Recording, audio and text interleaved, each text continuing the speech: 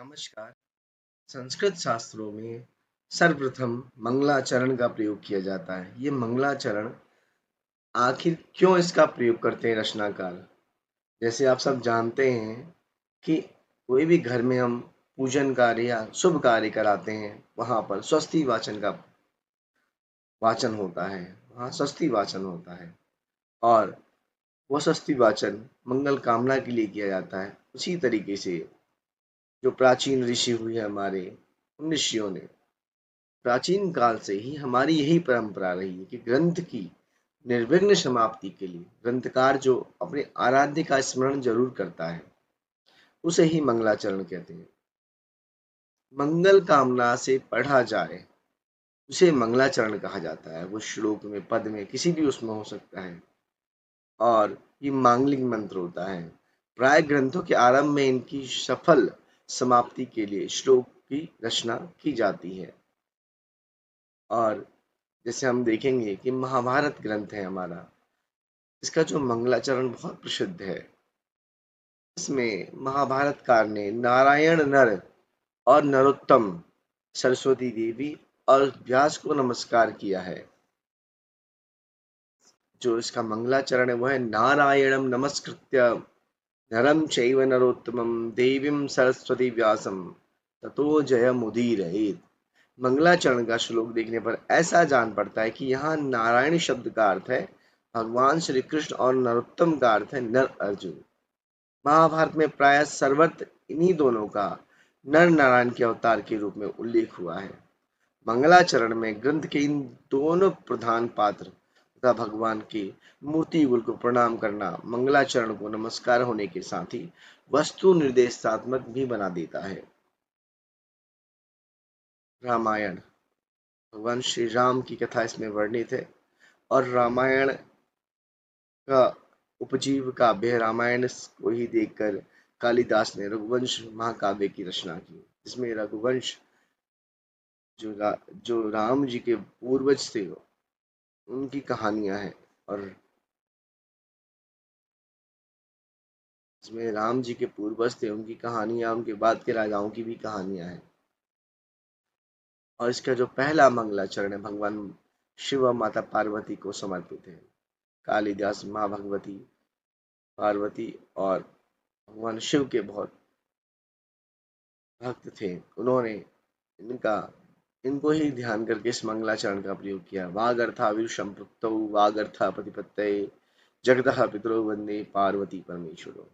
ये वाणी और अर्थ की सिद्धि के लिए निमित्त वाणी और अर्थ के समान मिले हुए जगत के माता पिता पार्वती और शिव को प्रणाम करता हूँ। इसमें पार्वती और शिव की वंदना है। उन्हें जगत का माता पिता कहकर शिव को परमेश्वर कहा गया है।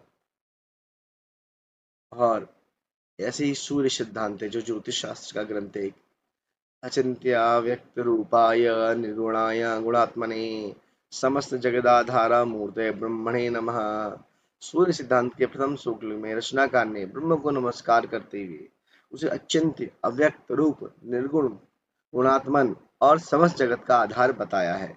यहाँ पे इन्होंने ब्रह्म की आराधना की है। ऐसे ही श्रीमद् भागवत महापुराण का मंगलाचरण है जन्माद्यस्य तु अन्वयादितरतः चार्थेष्वभिज्ञ स्वराट तेने ब्रह्म हृदयादिकवये मुह्यन्ति यत्सूरयः तेजो वारिमृदा मिथा विनिमयो यत् सर्गो मृषा धाम्ना स्वेन सदा न्यस्तकुकं सत्यम परम धीमहि।